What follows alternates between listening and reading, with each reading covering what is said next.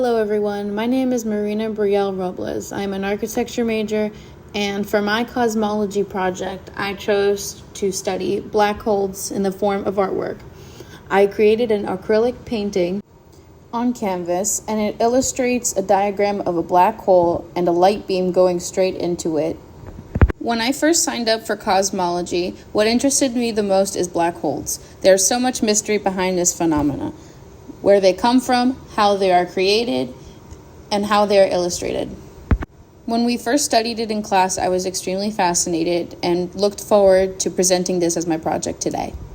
I've learned a lot about the formation of a black hole, especially where they come from, how they are created, and which parts specifically of the black hole are the most dangerous, including the point of no return, which is the event horizon.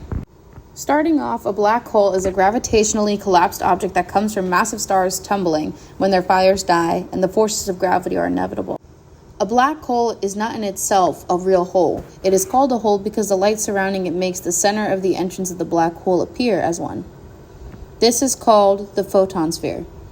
This photon sphere is created from hot plasma and particles that surrounds the dark shadow of the interior of the hole in a glowing orange ring.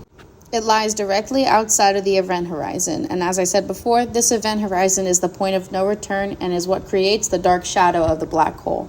Outside of this photon sphere lies the accretion disk. This disk consists of several particles, gases, that are superheated and swirl around the black hole. This disk also creates electromagnetic radiation, revealing the location of the black hole. As you can see in the painting, it varies in several colors: white, blue, red, yellow, etc., emitting from the disk as a result. The innermost stable orbit lies just inside of the accretion disk. This is the point, the very last point before the point of no return, which is the event horizon. At this point, all materials are still safe in order to orbit around the black hole and still being able to escape. However, the very final point of a black hole is the point of singularity. This is the point where all materials and points of matter are condensed into a singular point.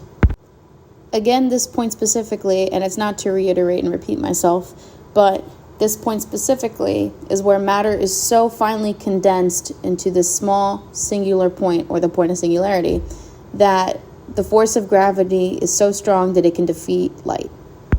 That is why I painted the light beam specifically, because it is one of the fastest known objects and or elements in our universe. And no other material or object is known to travel just as fast as it.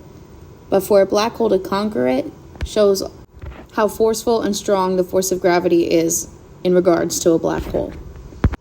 I wanted this painting to reflect the beauty and also the horrors of a black hole.